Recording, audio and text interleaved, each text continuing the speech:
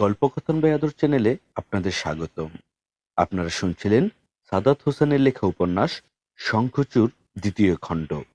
আজ শুনবেন পঞ্চম পর্ব।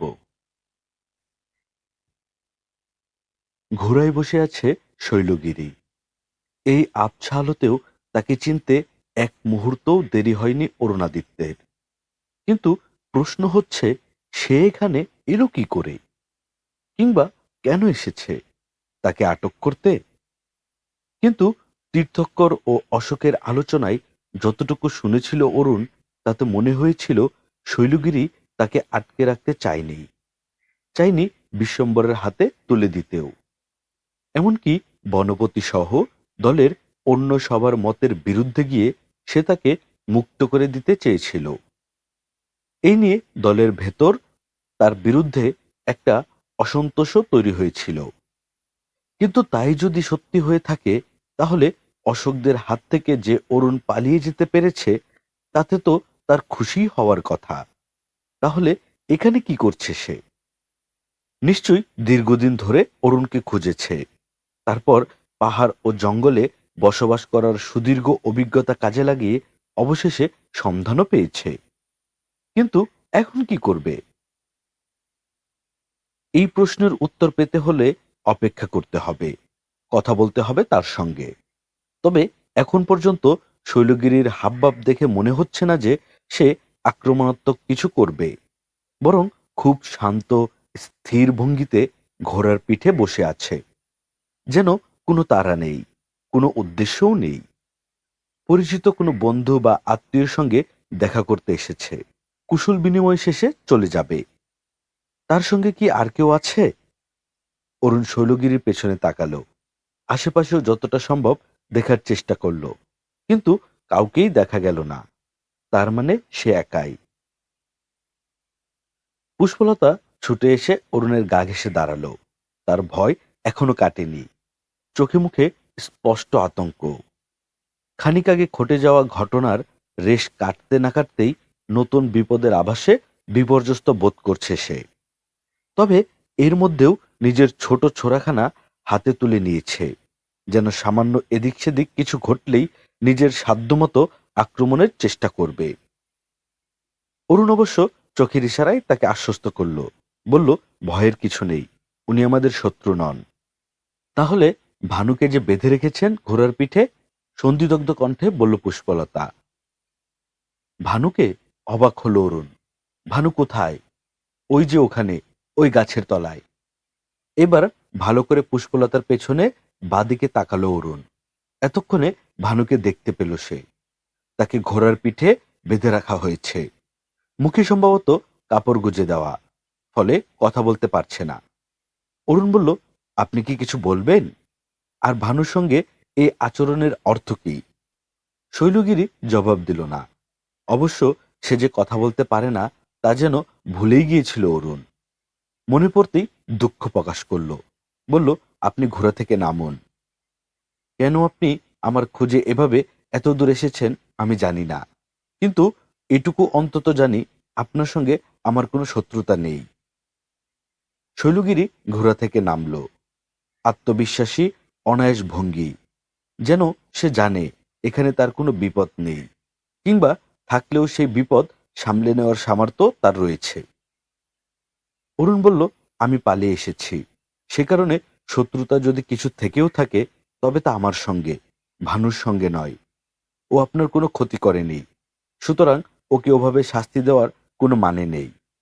আমি কি ওকে মুক্ত করতে পারি? শৈলগিরি মাথা নাড়ল, তারপর কাছেই পড়ে থাকা মৃতদেহগুলোর দিকে ভাবলেশহীন ভঙ্গিতে তাকালো। তারপর ধীর পায়ে হেঁটে এসে বলল, নদীর ধারে মরা একটা গাছের গুড়ির উপর তাকে হঠাৎ দেখে মেয়ে মানুষ বলে চেনার উপায় না থাকলেও সে যে সুদর্শন, তা তার শিরোন্ত্রান্তের আড়াল থেকেও বোঝা যাচ্ছে। তার লম্বা চুল হাওয়ায় উড়ছে, মনে হচ্ছে সদ্য কৈশোরোত্তীর্ণ এক তরুণ, যার অবয়ব থেকে কৈশোরের স্নিগ্ধতা এখনো উবে যায়নি। পুষ্পলতা তীক্ষ্ণ চোখে মেয়েটিকে দেখার চেষ্টা করছে। তার আচার আচরণে অদ্ভুত এক নির্লিপ্ততা আছে। সে নির্লিপ্ততার ভেতরে একটা কর্তৃত্বপরায়ণ ব্যাপারও রয়েছে। কিন্তু বিষয়টি পুষ্পলতাকে মুগ্ধ করার পরিবর্তে যেন বিরক্ত করে তুলল। অরুণের সঙ্গে কেউ এমন আচরণ করতে পারে, এ যেন কিছুতেই ভাবতে পারছে না সে। অরুণ বলল, আমি ভানুকে নিয়ে আসছি, ভয়ের কিছু নেই, উনি আপনার কোনো ক্ষতি করবে না। পুষ্পলতা তারপরও যেন পুরোপুরি নিশ্চিত বোধ করতে পারল না। এমন অচেনা অজানা একজন মানুষ হঠাৎ কোথা থেকে উদয় হলো, কেনই বা হলো, আর অরুণের সঙ্গে তার সম্পর্কই বা কি? তাছাড়া অরুণ বলল সে পালিয়ে এসেছে। কোথা থেকে পালিয়ে এসেছে সে? কেন পালিয়েছে? এই মানুষটি কি তবে তাকে ধরে নিয়ে যেতে এসেছে? কিন্তু দেখে তো তেমন মনে হলো না। তাহলে কেন এসেছে সে? এমন নানা প্রশ্ন তার মাথায় ঘুরতে লাগলো। এর মধ্যে ভানুকে মুক্ত করে এনেছে অরুণ। কথা বলার সুযোগ পাওয়া মাত্রই ভানু বলল, এই লোক কিন্তু খুব ভয়ঙ্কর কর্তা। দেখতে এমন ছোটখাটো মনে হলে কি হবে, গায়ে রাজ্যের জোর, আর ভীষণ ধূর্ত। কিছু বুঝে ওঠার আগেই আপনাকে ঘায়েল করে ফেলবে, যেন বাতাসের আগে ছোটে। অরুণ কথা বলল না। ভানু বলল, আমার মাথার পেছনটা এখনো ব্যথায় টনটন করছে। হঠাৎ এত জোরে আঘাত করলো যে কিছুই বুঝতেই পারলাম না। চোখে অন্ধকার দেখতে লাগলাম, তারপর জ্ঞান হারালাম। জ্ঞান ফিরতে দেখি হাত পা বাঁধা, ঘোড়ার পিঠে আড়াআড়ি করে ফেলে রেখেছে। পরে অবশ্য অনেক অনুনয় বিনয় করার পর বসতে দিয়েছে, কিন্তু পুরো পথে ইশারা ইঙ্গিতে ছাড়া একটা কথাও বলেনি। উনি কথা বলতে পারেন না। কথা বলতে পারেন না মানে কি, বোবা নাকি? জিজ্ঞেস করলো ভানু। সে অন্য গল্প, পরে বলবো। আপনি উনাকে চেনেন? হুম। আর উনি আমাদের শত্রু নন। হয়তো আমাদের অনুসরণ করতে গিয়ে তোমাকে দেখেছিলেন, আর তারপর একা পেয়ে আমাদের খুঁজে পাওয়ার স্বার্থেই তোমার সঙ্গে ওরকম করেছেন। তুমি কিছু মনে করো না। কিছুই মনে করব না? অবাক কণ্ঠে বলল ভানু। এই যে এখনো ঘাড় নাড়াতে পারছি না। ভয়ঙ্কর শত্রু না হলে কেউ কাউকে ওভাবে মারে? তুমি এখন কথা না বলে নিজের একটু যত্ন নাও, আর আমি দেখি উনি কি বলেন, কেন এসেছেন এখানে। এই মাত্রই তো আপনি বললেন যে উনি কথা বলতে পারেন না। তাহলে আপনার সঙ্গে কথা বলবেন কি করে? ইশারা ইঙ্গিতে যতটা পারা যায়। তাছাড়া এর আগেও ওনার সঙ্গে আমার দেখা হয়েছে। কেউ যদি তার ইশারার ভাষা না বুঝে, তাহলে উনি তাকে লিখে লিখে মনের ভাব প্রকাশ করেন। বিষয়টিতে ভারী অবাক হলো ভানু। এমন একজন লোকের সঙ্গে অরুণের কি সম্পর্ক? পুষ্পলতার দিকে ইঙ্গিত করে অরুণ বলল, উনি তোমাকে সাহায্য করবেন। তুমি একটু তোমার আঘাতের জায়গাটার শুশ্রূষা করে নাও। আমি দেখি উনি কেন এসেছেন। সাবধান কর্তা, উনাকে একদম বিশ্বাস করবেন না। অরুণ জবাব দিল না। সে ধীর পায়ে এগিয়ে গেল শৈলগিরির কাছে। সন্ধ্যার অন্ধকার নেমে এসেছে চারদিকে। এখন প্রায় কিছুই দেখা যাচ্ছে না। ফলে একটা মশাল ধরালো অরুণ। মশালের আলোয় শৈলগিরিকে কেমন অন্যরকম লাগছে, নিঃসঙ্গ নিষ্প্রাণ। অরুণ বলল, আমি কি আপনার পাশে বসবো? শৈলগিরি চোখ তুলে তাকালো, তারপর খুলে ফেলল শিরস্ত্রাণ। মৃদু ঝাঁকুনিতে মাথার এলোমেলো চুলগুলো বিন্যস্ত করে নেওয়ার চেষ্টা করল। তার চোখের আশ্চর্য বিষণ্ণতা। এই মেয়েটিকে যতটুকু দেখেছে, যতটুকু জেনেছে, তাতে তার সম্পর্কে বুকের ভেতর পাহাড় সমান কৌতূহল জমেছে অরুণের। সে খানিক দূরত্ব রেখে শৈলগিরির পাশে বসল। একটা মৃদু হাওয়া কোথা থেকে নাম না জানা ফুলের সৌরভ ভাসিয়ে নিয়ে আসছে। অরুণ বলল, আপনি এখানে কেন এসেছেন আমি জানি না, তবে এটুকু জানি, আমি পালিয়ে এসেছি বলে আপনি আমাকে ধরে নিয়ে যেতে আসেননি। শৈলগিরি কোনো প্রতিক্রিয়া দেখালো না, যেমন বসেছিল তেমন বসেই রইল। অরুণ বলল, কিছু কি হয়েছে? আপনাকে খুব বিষণ্ণ লাগছে। এবার হাসল শৈল, মাপা মৃদু হাসি। তবে ওই হাসিটুকুতে যে ভীষণ ক্লান্তি, প্রগাঢ় প্রাণহীনতা, তা বুঝতে অসুবিধা হলো না অরুণের। সে বলল, আমার কেন যেন মনে হচ্ছে খুব খারাপ কিছু ঘটেছে। আপনি না বলা অবধি আমার অস্থিরতা কমবে না। শৈলগিরি আলগোছে তার জামার অস্তিনের ভেতর থেকে এক টুকরো কাগজ বের করল, তারপর তুলে দিল অরুণের হাতে। মশালের মৃদু আলোয় কাগজটা দেখল সে। সেখানে অল্প কিছু লেখা, তবে সেই লেখা পড়ার আগেই অরুণের বুকের ভেতরটা ধক করে উঠল। এই হাতের লেখা সে চেনে। রত্নেশ্বর ঠাকুর তাকে চিঠি লিখেছেন। কিন্তু রত্নেশ্বর ঠাকুরের সঙ্গে শৈলগিরির কি সম্পর্ক? তাদের দেখা হলো কি করে? অনেক ভেবেও এই প্রশ্নের উত্তর খুঁজে পেল না সে। তবে চিরকুটখানা পড়ল। সেখানে ছোট্ট করে লেখা, প্রিয় অরুণাদিত্য, তুমি যেখানেই থাকো না কেন, এই পত্র পাওয়া মাত্রই শৈলগিরির সঙ্গে চলে আসবে। তোমাকে বিশেষ প্রয়োজন। চিরকুটে বিস্তারিত কিছু লেখা নেই। ফলে ওইটুকু পরেই অরুণের মনে অনেক প্রশ্ন উকি দিতে লাগলো। কিন্তু সে জানে না এইসব প্রশ্নের উত্তর কি করে পাবে। কারণ যত যাই হোক, এই জঙ্গলে বসে লিখে লিখে কারো সঙ্গে দীর্ঘ আলাপ করা সহজ কোনো কাজ নয়, তাও এই অন্ধকারে মশালের আলোয়। তাছাড়া সত্যি সত্যিই যদি তাকে শৈলগিরির সঙ্গে যেতে হয়, তবে তার আগে পুষ্পলতাকে নিরাপদে রামচন্দ্রপুরে তার মাসির বাড়িতে পৌঁছে দিতে হবে। এখান থেকে এখনো দুদিনের পথ। একটা সুবিধা অবশ্য রয়েছে, আপাতত আর হারাধনের তাড়া খাওয়ার ভয় থাকবে না। ফলে দিনরাতে যতটা সম্ভব নির্বিঘ্নে পথ চলতে পারবে। কিন্তু প্রশ্ন হচ্ছে, রত্নেশ্বর ঠাকুর তাকে কোথায় যেতে বলেছেন? প্রশ্নটা করল অরুণ। শৈলগিরি ইশারায় তাকে আশ্বস্ত করল, ভয় নেই, সে তাকে সঠিক জায়গাতেই নিয়ে যাবে। কিন্তু পুষ্পলতার তাহলে কি হবে? বলবে না করেও সেই সব অবধি পুষ্পলতার ঘটনা সবিস্তারে শৈলগিরিকে জানালো অরুণ। শুনে শৈলগিরির নির্লিপ্ত চোখেও যেন খানিক কৌতূহলের আভাস দেখা গেল। সে ঘাড় ঘুরিয়ে মেয়েটিকে দেখার চেষ্টা করল। সামান্য দূরেই মশালের আলোয় ভানুর আহত স্থানটা পরিচর্যা করছে সে। এই গহীন জঙ্গলের অন্ধকারে মশালের মৃদু আলোয় দৃশ্যটা কেন যেন বড় ভালো লাগলো তার। সে তাকিয়ে রইল। মেয়েটিকে কি যে সুন্দর লাগছে! মনে হচ্ছে এই চেনা জগতের কোনো মানুষ নয় সে। এই দৃশ্যটাও পার্থিব নয়, ভীষণ অপার্থিব। মেয়েটির লম্বা চুল বারবার তার গাল, মুখ, চোখের খানিকটা ঢেকে দিচ্ছে। ফলে দেখতে অসুবিধা হচ্ছে তার। এজন্য হাত বাড়িয়ে বারবার সেই চুল সরিয়ে দিচ্ছে সে। তারপর মনোযোগ দিয়ে ভানুর পরিচর্যা করছে।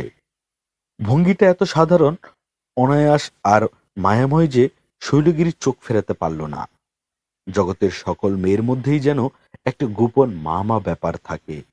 সে মাতৃরূপ যখন প্রকাশিত হয়, তখন তার চেয়ে সুন্দর, স্নিগ্ধ, পবিত্র আর কিছুই হয় না।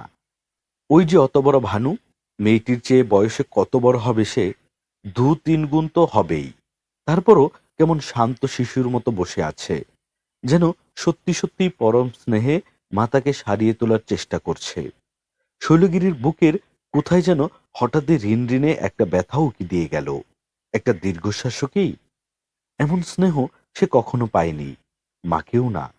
শুধু যে পায়নি তাও না, সে নিজেও কি কখনো এমন মায়ামতী নারী হয়ে উঠতে পেরেছে কারো জন্য? বা পারবে কখনো? তার ভেতরেও কি অমন একটি মায়াময়, কোমল, স্নেহশীলা নারী রয়েছে, যে কাউকে অমন করে আগলে রাখতে চায়, যত্ন করতে চায়, মা হয়ে উঠতে চায় কারো, কিংবা প্রেমিকা, কারো স্ত্রী? সে কি কখনো ভাবে তাকেও কোনো পুরুষ ভালোবাসবে, বুকের ভেতর যত্ন করে আগলে রাখবে? তার সামান্য মন খারাপ হলে, শরীর খারাপ হলে, দুঃখবোধ, অপ্রাপ্তিতে অস্থির হয়ে উঠবে, প্রাণান্ত চেষ্টা করবে তার মন ভালো করে দিতে? এমন কেউ কি কখনো হবে তার? শৈলগিরি জানে না। এই এত বছরের জীবনে আজই হঠাৎ কেন এমন মনে হলো তার।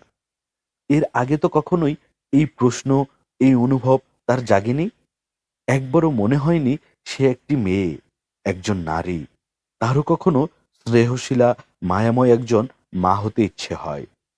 ইচ্ছে হয় প্রেমিকার মতো নরম, আদুরে, প্রেমময় হতে, কোনো পুরুষের সর্বপ্লাবী ভালোবাসায় স্নাত হতে, নিজেকে নির্শেষে সমর্পণ করে দিতে। তাহলে আজ কেন এমন হচ্ছে? কথাগুলো ভাবতে ভাবতেই হঠাৎ মনে হলো, অরুণও ওই দৃশ্যটা মুগ্ধ হয়ে দেখছে। শুধু কি ওই দৃশ্যটাই দেখছে সে, নাকি তার সঙ্গে অন্য কিছুও রয়েছে? কথাটি ভাবতেই আর চোখে তাকালো শৈলগিরি, খানিক অরুণের দিকে, খানিক ওই সামনে দাঁড়িয়ে থাকা পুষ্পলতার দিকে। তারপর অকস্মাৎ মনে হলো, অরুণের ওই দৃষ্টিতে কেবল আহত ভানু, তার পরিচর্যা, মশালের ম্লান স্নিগ্ধ আলোয় কর্তব্যরত ওই মেয়েটিই নয়, তার সঙ্গে রয়েছে আরো বেশি কিছু। হয়তো মেয়ে বলেই অরুণের চোখে ওই বিশেষ ভাষাটি পড়তে অসুবিধা হলো না তার, বরং তার চোখে যে মুগ্ধতা, যে ঘোর কিংবা আচ্ছন্নতা সে আবিষ্কার করলো, তাতে যেন রয়েছে ঢের বেশি কিছু। কিন্তু সেই বেশি কিছুটা কি? ভালোবাসা? অরুণ কি তবে এ কদিনে মেয়েটিকে ভালোবেসে ফেলেছে? শৈলগিরি জানে না কেন এই অদ্ভুত অচেনা সন্ধ্যায় এক অনাহত আগন্তুক মানুষের মতো তার বুকের ভেতর কোনো এক অচিনপুর থেকে ব্যাখ্যাহীন অনুভবের সূক্ষ্ম তীব্র এক চোরাস্রোত যেন হঠাৎ বইতে শুরু করলো। সেই স্রোতের উৎস কোথায়? কেন কোনো পূর্বাভাস ছাড়াই এভাবে অজান্তে বইতে শুরু করলো সে? এর আগে তো কখনো এমন হয়নি তার, তবে আজ কেন হচ্ছে? সে তাকিয়ে রইল অরুণের দিকে। পুষ্পলতার প্রতি অরুণের ওই মুগ্ধ দৃষ্টি তাকে ক্রমশ এলোমেলো করে দিতে লাগলো। শেষ রাতের শিশিরের শীতল স্পর্শের মতো নিস্তব্ধতা ভেঙে দেয়া সকরুণ শব্দের মতো একটা তীক্ষ্ণ, তীব্র, শীতল ব্যথা যেন টুপটাপ ঝরে পড়তে লাগলো তার বুকের ভেতর। তারপর ছুটতে লাগলো স্রোতস্বিনী নদীর মতো। সেই নদী তাকে ভাসিয়ে নিতে লাগলো, ডুবিয়ে দিতে লাগলো আদ্যপান্ত। তার অনুভবের সকল চরাচর আদিগন্ত বিরান ভূমি। সেই বিরান ভূমিতে এতকাল তো কোথাও কেউ ছিল না, কখনো থাকবে বলেও মনে হয়নি। তবে আজ কেন এমন হলো? কোথা থেকে এলো এইসব আগন্তুক অচেনা অনুভব? কি আশ্চর্য! এমনও হয় নাকি মানুষের? কেন হয়? অরুণ আচমকা উঠে দাঁড়ালো। তারপর এগিয়ে গেল গাছের ডালে বাঁধা ঘোড়াগুলোর দিকে। যাত্রার আয়োজন করতে হবে। কিন্তু শৈলগিরি একদৃষ্টিতে তাকিয়ে রইল। এই জীবনে এর আগে কখনো কাউকে ঈর্ষা হয়নি তার, কোনো মেয়েকে তো নয়ই। বরং মেয়েলি নানান সহজাত সংবেদন থেকে নিজের অজান্তেই যেন মুক্ত হয়েছিল সে। ফলে কখনো কারো প্রতি এমন অনুভূতিও তৈরি হয়নি। কিন্তু আজ এই মুহূর্তে আচমকা মনে হলো সে পুষ্পলতাকে ঈর্ষা করতে শুরু করেছে। কিন্তু কেন? অরুণ যদি ওই মেয়েটিকে ভালোবেসেও থাকে, তাতে তার কি? সে তো আর অরুণকে ভালোবাসে না, বা অরুণের সঙ্গে তার অমন কোনো সম্পর্কও নেই। এই জীবনে কয়েকবার মাত্র দেখা হয়েছে তাদের। সেই দেখা কখনোই বিশেষ কিছু ছিল না, বরং ছিল ভয়াবহ সব অভিজ্ঞতায় পরিপূর্ণ। তবে এই কথাগুলো ভাবতে গিয়েও নিজেকে পুরোপুরি প্রবোধ দিতে পারল না সে। বরং অরুণের সঙ্গে দেখা হওয়া সেই প্রথম দিনটির কথা মনে পড়তে লাগলো। সেই যে কাটা জিভ নিয়ে রক্তাক্ত মৃত মানুষের মতো চন্দ্রগড় রাজবাড়ির কোনো এক গোপন কুঠুরিতে পড়েছিল সে, আর মনে হচ্ছিল এই পৃথিবীর চেয়ে নিষ্ঠুর, কুৎসিত, জঘন্য আর কিছু নেই। ওই রাজবাড়ির মানুষগুলোর মতন অমন নির্দয় নৃশংস মানুষও কোথাও নেই। অথচ ঠিক সেই বাড়িতেই ওই মানুষটি যেন এক দেবদূতের মতো এসে উপস্থিত হয়েছিল তার কাছে। তার সে চোখের ভাষা, হাতের স্পর্শ, কণ্ঠের ধ্বনি, কি যে অদ্ভুত মায়ায় পরিপূর্ণ! তার অবস্থা দেখে মানুষটার চোখ ছলছল করছিল, ঠোঁট কাঁপছিল, যেন ওই অপরাধের জন্য সে নিজেই দায়ী। আর তারপর গোপনে ঝুঁকি নিয়ে একজন চিকিৎসকও নিয়ে এসেছিল। সেদিন ওই মানুষটি না থাকলে, ওভাবে নির্ভরতায়, ভরসায় তার হাতখানা ধরে না রাখলে, তাৎক্ষণিক ওই চিকিৎসাটুকু না পেলে কি হতো তার? শৈলগিরি জানে না, তবে এটুকু জানে তারপর কত সময় গিয়েছে, কত ঝঞ্ঝার দীর্ঘ দিবস রজনী কেটেছে তার। কিন্তু ওই মানুষটিকে নিয়ে আর আলাদাভাবে তেমন কিছুই ভাবেনি সে। হ্যাঁ, মাঝে মাঝে যখন কোনো কারণে খুব মন খারাপ হতো, একা লাগতো, তখন নিজের অজান্তেই যেন ওই মানুষটির সেই অপরাধী মায়াময় মুখখানা চোখের সামনে ভেসে উঠত। মনে হতো তার সেই পরম নির্ভরতার ছোঁয়াটুকু যেন এখনো হাতের তালুতে পাখির পালকের স্পর্শের মতো লেগে আছে। কিন্তু এর বেশি কিছু নয়। অথচ আজ এই মুহূর্তে সে আচমকাই আবিষ্কার করলো, এতদিন নিজের ওই অনুভূতিটাকে হয়তো আজ তার সামনে দাঁড়িয়ে থাকা ওই মেয়েটির দিকে অরুণের চোখের বিশেষ ওই দৃষ্টি না দেখতে পেলেও সে কখনো নিজের এই অজানা অনুভূতিটিকে যাচাই করতে পারতো না, বুঝতে পারতো না এতটুকু। সে কি তবে অরুণকে ভালোবাসে? কথাটা ভাবতেই শৈলগিরির বুকের ভেতর এক অদ্ভুত ভূকম্পনের অনুভূতি হলো। সেই কম্পন যেন কাঁপিয়ে দিল বুক। নিজেকে সমূলে উপড়ে পড়া বৃক্ষের মতো মনে হতে লাগলো। সে কি ভাবছে? এ কখনোই সত্যি নয়। যে জীবন তার, সে জীবনে এইসব অনুভূতির কোনো স্থান নেই। তাছাড়া সে তো এমন মেয়ে নয়, কখনোই না। জোর করেই পুষ্পলতার উপর থেকে নিজের দৃষ্টি সরিয়ে নিতে চাইল সে, কিন্তু সেই চোখ সরাতে গিয়ে হঠাৎ আবিষ্কার করল, এতক্ষণ তাকিয়ে থাকলেও একটা সময় পর সে যেন আর পুষ্পলতাকে দেখছিল না, বরং পুষ্পলতার ওই দৃশ্যমান অবয়ব ঝাপসা হয়ে সেখানে জেগে উঠেছিল সেই দিনের সেই অরুণ। কিন্তু যে মুহূর্তে স্মৃতির ওই দৃশ্য থেকে বাস্তবে ফিরে এলো, আর সচেতন হয়ে চোখ ফিরিয়ে নিতে চাইল পুষ্পলতার উপর থেকে, ঠিক সেই মুহূর্তেই আবিষ্কার করল পুষ্পলতাও তার দিকে তাকিয়ে আছে এক দৃষ্টিতে। বিষয়টিতে ভারী অপ্রস্তুত বোধ করতে লাগলো শৈলগিরি। মেয়েটি নিশ্চয়ই খেয়াল করেছে যে সে ওভাবে দীর্ঘ সময় তাকিয়েছিল তার দিকে। এটি কোনোভাবেই স্বাভাবিক কিছু নয়। কি ভাবছে মেয়েটি তাকে নিয়ে? নিশ্চয়ই শোভনীয় কিছু নয়। নিজের অজান্তেই কি বিচ্ছিরি একটা কাণ্ডই না সে ঘটিয়ে ফেলল। কথাগুলো ভাবতে ভাবতেই অন্যদিকে মুখ ফেরালো শৈলগিরি। কিন্তু পুষ্পলতার বিস্মিত চোখ তাতে নিবৃত্ত হলো না, বরং দুচোখে রাজ্যের বিস্ময়, শঙ্কা, রহস্য ও কৌতূহল এসে জমা হতে লাগল। খানিক আগে ঘোড়ার পিঠে বসে থাকতে দেখা তরুণীটিকে আচমকাই শিরাস্ত্রবিহীন রূপবতী এক তরুণী হিসেবে আবিষ্কার করে সে হতবিহ্বল হয়ে গিয়েছে। ওই অনায়াস নির্লিপ্ত ভঙ্গির মানুষটি তাহলে ছেলে নয়, মেয়ে! কি আশ্চর্য! তাহলে তার বেশভূষা সব ছেলেদের মতো কেন? এখানে কি করছে সে? কেন এসেছে? আর অরুণাদিত্যের সঙ্গেই বা তার সম্পর্ক কি? খানিক বাদে যাত্রা শুরু হলো। ভানুর পাশাপাশি চলতে লাগলো পুষ্পলতাও। তাদের চলার গতি বেশ মন্থর। সামনে কিছুটা দূরেই পাশাপাশি ঘোড়ায় চলছে অরুণ ও শৈলগিরি। পুষ্পলতা শুনেছে মেয়েটি কথা বলতে পারে না, তাহলে অরুণের সঙ্গে তার কিসের এত ঘনিষ্ঠতা? কি আলাপ করছে তারা? কিভাবে করছে? ওই যে পাশাপাশি যাচ্ছে, নিজেদের মধ্যে নানান ভাবের আদান প্রদান হচ্ছে, তা স্পষ্ট বোঝা যাচ্ছে। অথচ মেয়েটি নাকি কথাই বলতে পারে না। নাকি এটাও একটা ভান? এই মেয়েকে অবশ্য কিছুতেই বিশ্বাস করা যায় না। নিশ্চয়ই কোনো না কোনো উদ্দেশ্য তার আছে। কিন্তু প্রশ্ন হচ্ছে, অরুণের সঙ্গে তার কি সম্পর্ক? কিভাবে চেনে তারা একে অন্যকে? আর এতটা বিপদসংকুল পথ পাড়ি দিয়ে সে একা একাই বা কেন ছুটে এসেছে এখানে? এসব কোনো প্রশ্নের উত্তরই পুষ্পলতার কাছে নেই। কেবল আছে অদম্য কৌতূহল আর নিজেকে নিয়ন্ত্রণ করার ব্যর্থ চেষ্টা। এসব নিয়ে কেন ভাবছে সে?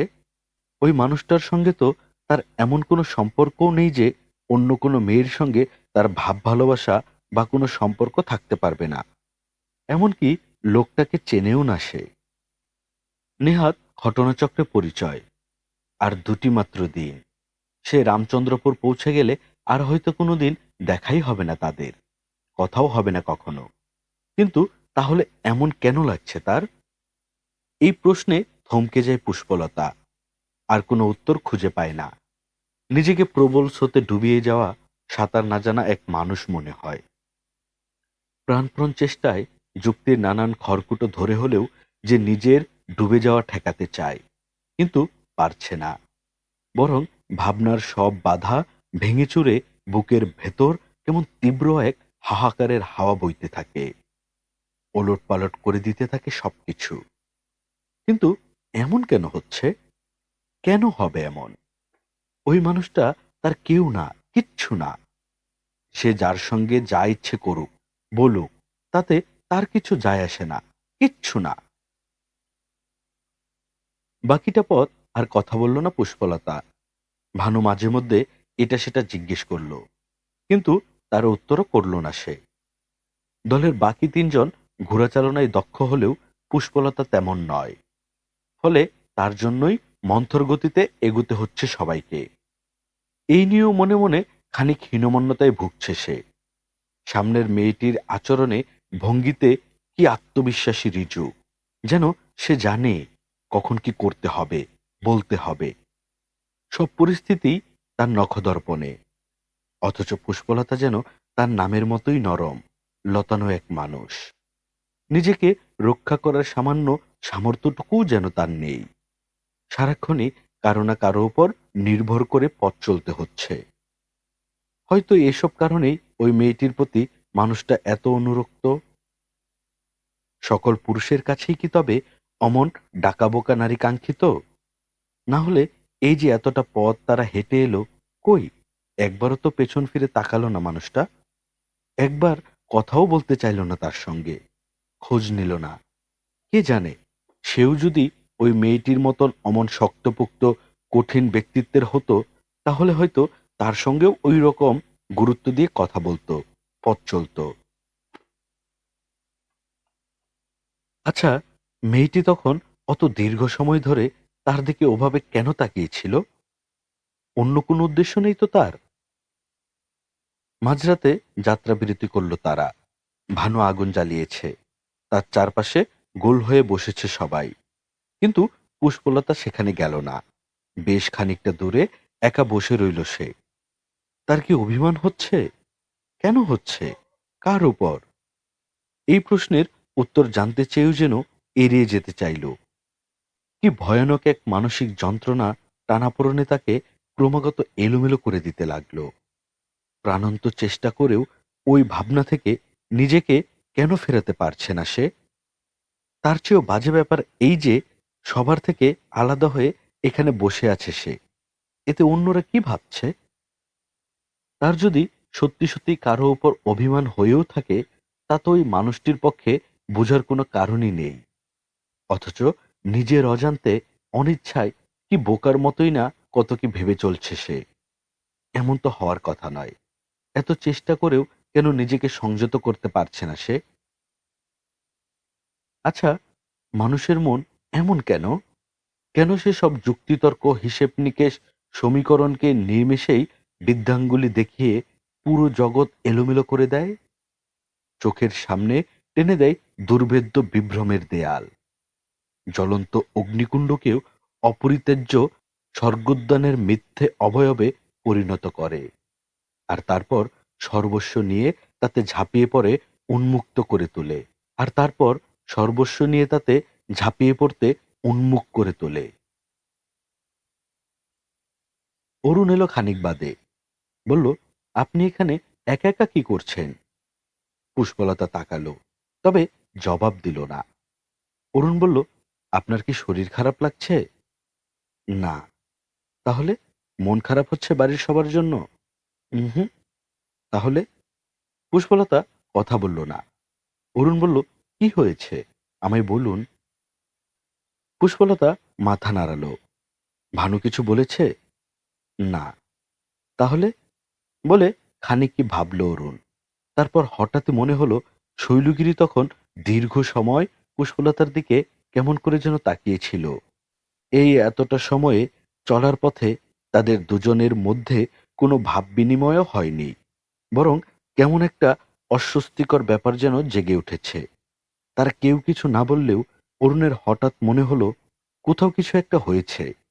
দুজন দুজনকে সহজভাবে নিতে পারেনি। একটা শীতল অথচ স্পষ্ট দূরত্ব তৈরি হয়েছে দুজনের মধ্যে। কিন্তু কি এমন হয়েছে তাদের? শৈলগিরি কি কিছু বলেছে মেয়েটিকে? প্রশ্নটা করল সে। ওই মেয়েটি কি কিছু বলেছে আপনাকে? কিংবা কিছু করেছে সে? পুষ্পলতার চাপা অভিমানটুকু হঠাৎ যেন খুব সবর হয়ে উঠতে চাইল। তার খুব ইচ্ছে হলো সব খুলে বলতে। আর কিছুই লুকোতে চায় না সে। হোক না তার সামনে দাঁড়ানো এই মানুষটা তার অচেনা, হোক না সে নিজে অন্য কারো স্ত্রী, হোক এই সবই অন্যায়।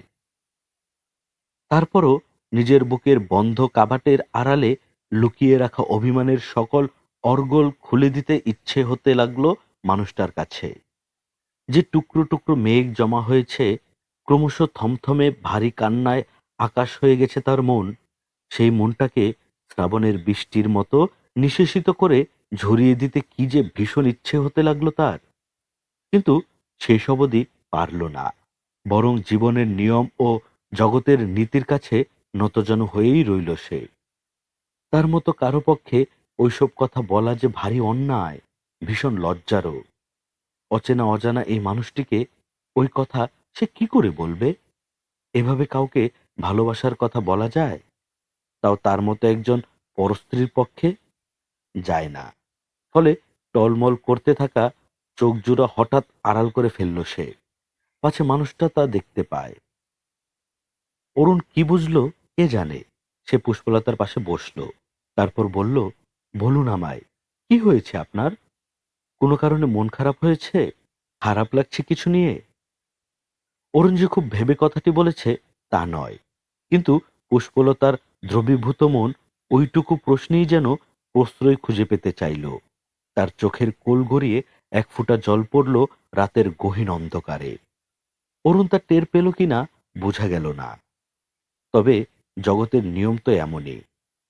এখানে যার জন্য চোখের কোণে অশ্রু জমে, বুকের ভেতর থমথমে মেঘ ডাকে, দুঃখবতী ঝর্ণার প্রসবন বুকের অতল খুঁড়ে নদীর মতো স্রোতস্বিনীতে ভাসিয়ে দিতে থাকে হৃদয়ের একুল উকুল, তা কেবল সেই মানুষটিরই কখনো জানা হয় না। কেবল সেই মানুষটি কখনো অনুভব করতে পারে না ওই জলজ হৃদয়ের গ্রাণ, অন্তহীন কান্নার গান, ব্যথিত ব্যাকুল প্রাণ। কেশবনাথ ও ঋষিকেশ ফিরে এসেছে চন্দ্রগড়ে। রায়পুরে বিনোদিতের সঙ্গে যেসব কথা হয়েছে তা সবিস্তার বর্ণনা করা হয়েছে। শুনে চিত্রলেখা দেবী কোনো প্রতিক্রিয়া দেখালেন না, বরং আশ্চর্য শান্ত সমাহিত এক অভিব্যক্তি ফুটে উঠল তার চোখে মুখে। যেন শেষ অবধি এত বড় যুদ্ধ, এত এত সম্পদ ও মানুষের প্রাণহানি এড়াতে পেরে তিনি যার পরনাই আনন্দিত। কথাটি বললেনও তিনি। রাজার প্রধান কর্তব্য তার প্রজাদের নিরাপত্তা নিশ্চিত করা, শান্তিতে বসবাস করার নিশ্চয়তা দেওয়া। কিন্তু জগতের রীতি যেন পাল্টে গেছে। এখন বরং যুদ্ধকে শান্তির উপায় হিসেবে বেছে নেন রাজারা। বলেন শান্তির জন্যও যুদ্ধ প্রয়োজন। কিন্তু আসলেই কি যুদ্ধ কখনো শান্তি দিতে পারে? কখনোই না, বললেন কৃষ্ণেন্দু মিত্র। আপনাদের এই মহানুভবতা আমি সারা জীবন কৃতজ্ঞচিত্তে স্মরণ করব। শুধু আমি বা আমার পরিবারই নয়, এই মহানুভবতার কথা স্মরণ করবে ভবানীপুর ও চন্দ্রগড়ের মানুষও। ভবানীপুরকে যে কৃতজ্ঞতার ঋণে আপনারা আবদ্ধ করলেন তা আমরা কখনোই ভুলব না। রাজা অক্ষয়াদিত্য ও আপনার কারণেই আজ আমার সন্তানদের পুনর্জন্ম ঘটতে যাচ্ছে। এই ঋণ আমি কোনোদিন শোধ করতে পারবো না। এভাবে বলবেন না রাজা, এটা আমাদের দায়িত্ব। আপনি তো আর আমাদের থেকে আলাদা কেউ নন। বছরের পর বছর আপনি আমাদের দুঃসময়ে বন্ধু হয়ে পাশে ছিলেন, আর এখন আপনার এই ভয়াবহ বিপদে আমরা যদি আপনার পাশে থাকতে না পারি, তাহলে এর চেয়ে বড় অকৃতজ্ঞ তো আর হতে পারে না। আপনি বন্দি বিনিময়ের সকল ব্যবস্থা সম্পন্ন করুন। আজ্ঞে রানীমাতা, আমরা সবাই মিলে বন্দি বিনিময়ের জন্য একটি নিরাপদ ও উপযুক্ত স্থানের বিষয়ে আলোচনা করব। তারপর সকলের মতামত অনুযায়ী সিদ্ধান্ত নেব। আর আপনাকে আমি আরো একটি কথা দিচ্ছি। কি কথা? রায়পুরের সঙ্গে চন্দ্রগড়ের একটি স্থায়ী শান্তি চুক্তিরও ব্যবস্থা আমি করব, যাতে বন্দি বিনিময়ের পরও রাজা অক্ষয়াদিত্য কোনোভাবেই রায়পুর দ্বারা আক্রান্ত না হন। তার সিংহাসন যাতে বিন্দুমাত্র ক্ষতিগ্রস্ত না হয়, এটি আপনার কাছে আমার প্রতিশ্রুতি। যে উপকার আপনারা আমার করলেন তাতে আমি নিজের জীবন দিয়ে হলেও এই প্রতিশ্রুতি রক্ষা করব। সে কথা আপনার মুখে বলতে হবে না। আপনি আমাদের দীর্ঘদিনের পরীক্ষিত বন্ধু। রাজা অক্ষয়াদিত্য, তার পরিবার ও চন্দ্রগড়ের কোনো ক্ষতি যে আপনি হতে দেবেন না সে বিষয়ে আমরা সুনিশ্চিত। আজ্ঞে রানীমা, আমরা কি তাহলে যুদ্ধ প্রস্তুতির সমাপ্তি ঘোষণা করব? জিজ্ঞেস করলেন সঞ্জয় শেঠ। হ্যাঁ, সেটি তো করাই যায়। কারণ এই বিপুল বিশাল যুদ্ধ প্রস্তুতির খরচ তো কম নয়। রোজ যে পরিমাণ অর্থের অপচয় ঘটছে তার সংকুলান কারো সহজসাধ্য ব্যাপার নয়, বলে অক্ষয়াদিত্যের দিকে তাকালেন চিত্রলেখা দেবী। বললেন, তুমি সকল জমিদারকে নিয়ে একটি বৈঠক আহ্বান করো। তারপর পরিস্থিতি তাদের বুঝিয়ে বলো। চট করে পুরো প্রস্তুতি বন্ধ করে দিলে নানান দিক থেকে নানান গুজব রটার শঙ্কা থাকবে। এই জন্য যুদ্ধ প্রস্তুতির সমাপ্তির ঘটনাটিও করতে হবে খুব সতর্কতার সাথে, সময় নিয়ে। তাছাড়া আমাদের হাতে তো সময় আছে, তাড়াহুড়োয় কোনো কিছুর ফলই ভালো হয় না। এখন সবার আগে নিশ্চিত করতে হবে বন্দি বিনিময়ের উপযুক্ত স্থান নির্ধারণ, সঠিকভাবে বন্দি বিনিময় সম্পাদন। এই দায়িত্ব রাজা কৃষ্ণেন্দু মিত্র ও সেনাপতি সঞ্জয় শেঠের নেতৃত্বেই হোক। আর অক্ষয়াদিত্য এর মধ্যে জমিদারদের সঙ্গে কথা বলে যুদ্ধ প্রস্তুতি বন্ধের ব্যবস্থা করুক। আলোচনা শেষে সন্তুষ্ট মুখেই সভাকক্ষ ত্যাগ করলেন কৃষ্ণেন্দু মিত্র ও সঞ্জয় শেঠ। কিন্তু নিজেদের ভেতরের চাপা উত্তেজনা যেন কিছুতেই প্রমোশিত করতে পারছেন না তারা।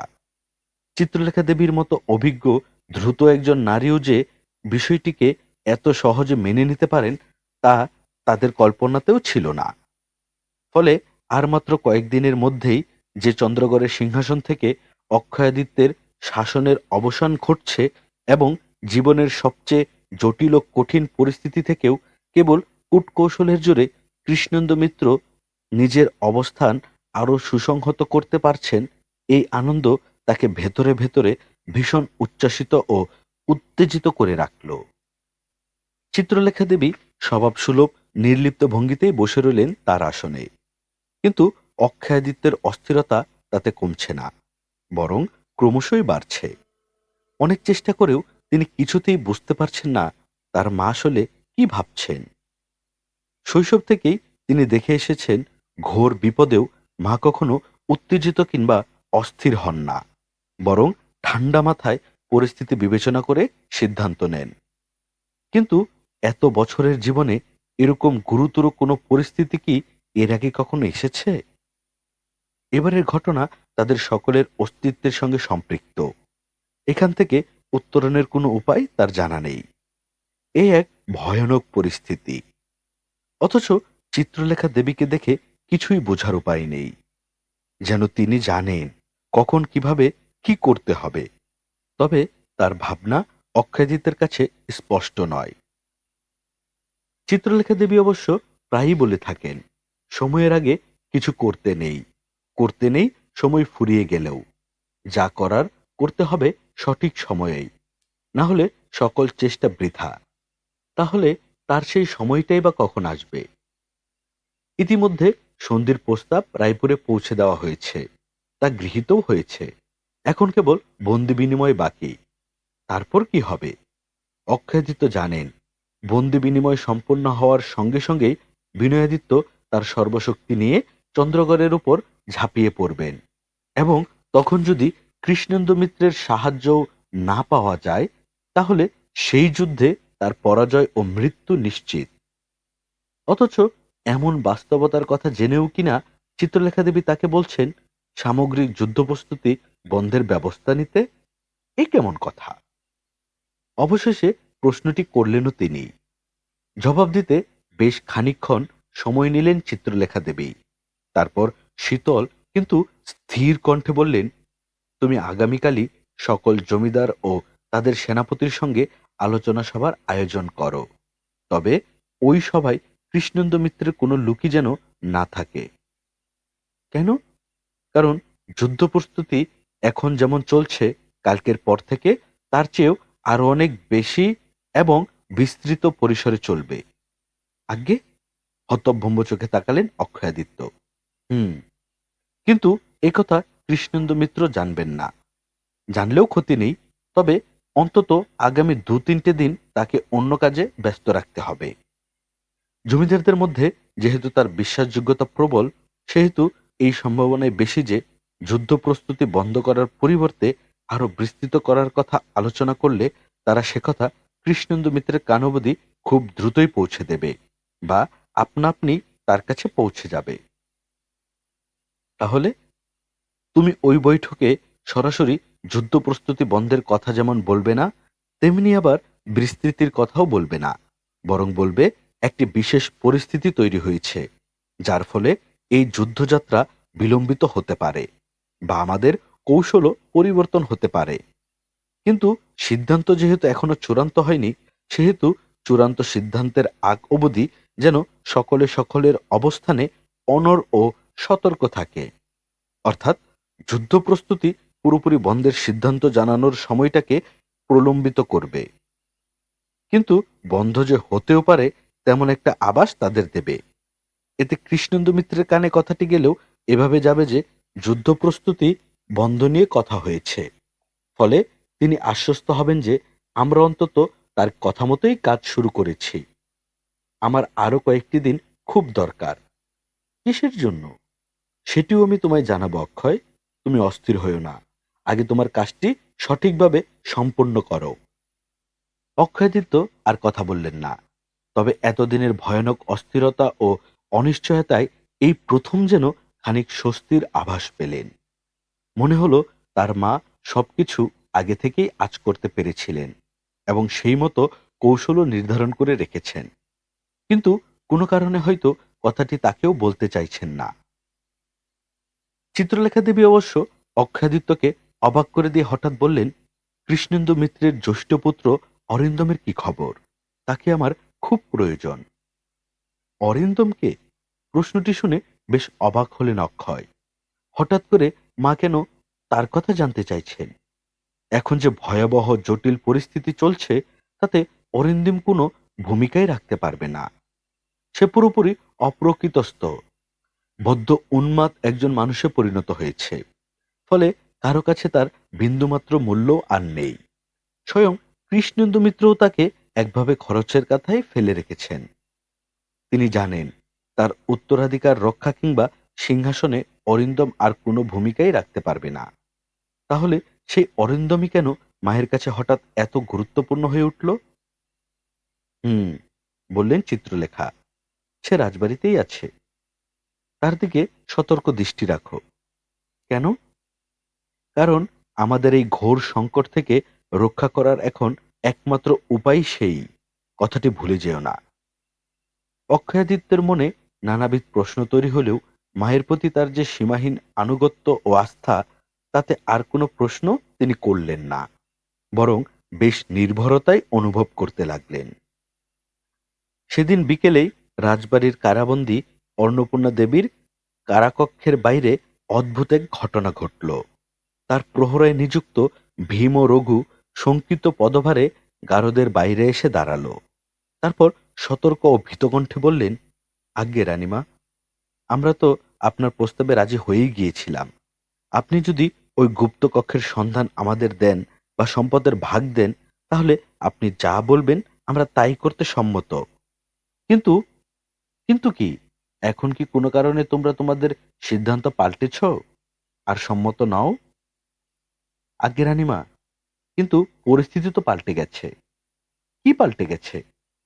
এখনো সব চূড়ান্ত হয়নি, তবে কানাঘুষা যা শুনতে পাচ্ছি তাতে রায়পুরের সঙ্গে চন্দ্রগড়ের যুদ্ধ আর হচ্ছে না। কি? অবাক গলায় বললেন অন্নপূর্ণা দেবী।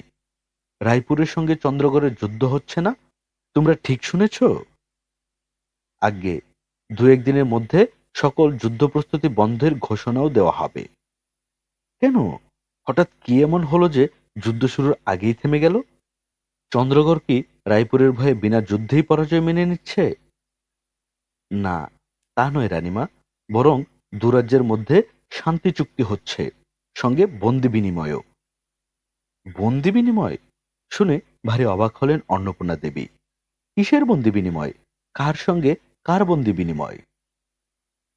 আগে রাজা বিনয়াদিত্য ইতিমধ্যে গোপন অভিযান চালিয়ে ভবানীপুর থেকে রাজা কৃষ্ণেন্দু মিত্রের স্ত্রী ও সন্তানদের জিম্মি করে রায়পুরে নিয়ে গিয়েছিলেন এবং এই হুমকি দিয়েছিলেন যে তার সন্তানদের যদি কোনো ক্ষতি হয়, তাহলে তিনি রাজা কৃষ্ণেন্দু মিত্রের পুরো পরিবারকে হত্যা করবেন। কি? আগে, ফলে কৃষ্ণেন্দু মিত্র তার পরিবার রক্ষায় রায়পুরের সঙ্গে সন্ধি প্রস্তাব মেনে নিয়েছেন। কৃষ্ণেন্দু মিত্র সন্ধি প্রস্তাব মেনে নিয়েছেন? ভ্রুকুচকে বললেন অন্নপূর্ণা দেবী। আর চিত্রলেখা দেবী ও অক্ষয়াদিত্য তাতে সম্মতি দিয়েছেন? আজ্ঞে হ্যাঁ। তুমি নিশ্চিত এই তথ্য পুরোপুরি সত্য? আজ্ঞে, একথা এর মধ্যেই রাজবাড়িতে ছড়িয়ে পড়েছে। বিষয়টি অন্নপূর্ণা দেবী যেন কিছুতেই হজম করতে পারলেন না। বিনয়াদিত্য যা করেছেন তা নিঃসন্দেহে বুদ্ধিমানের কাজ, কিন্তু তারপরও কেবল কৃষ্ণেন্দু মিত্রের পরিবার রক্ষায় চিত্রলেখা দেবীর মতো ধুরন্তর দূরদর্শী একজন মানুষও কি করে এই যুদ্ধ বন্ধের প্রস্তাব মেনে নিলেন, তা তিনি কিছুতেই ভেবে পেলেন না। সামান্য রাজনৈতিক বিবেচনাও আছে, এমন যে কেউই বুঝবে এটি অক্ষয়দিত্যের জীবনের সবচেয়ে বড় আত্মঘাতী সিদ্ধান্ত।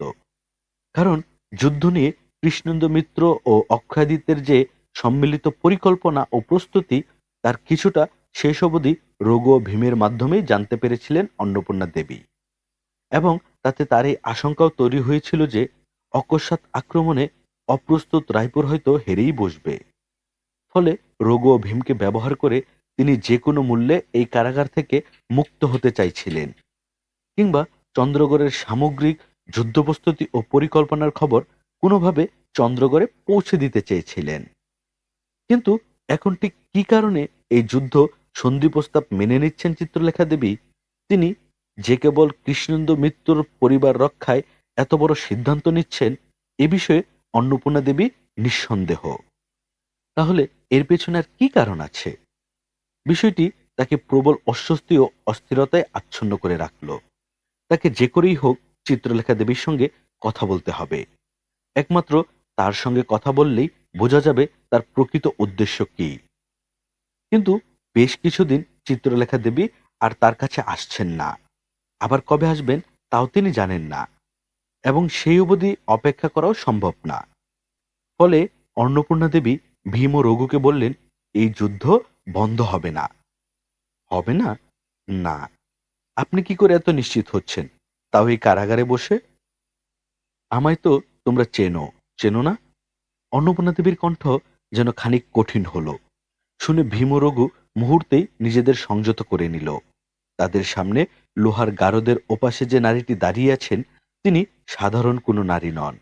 তিনি সেই তেজস্বিনী বাঘিনী, যিনি জঙ্গলের চাইতে চিড়িয়াখানায় হয়তো আপাত দৃষ্টিতে নিরীহ, কিন্তু কম ভয়ঙ্কর নন। পার্থক্য শুধু তার সম্মুখের ওই লোহার গারদটুকু।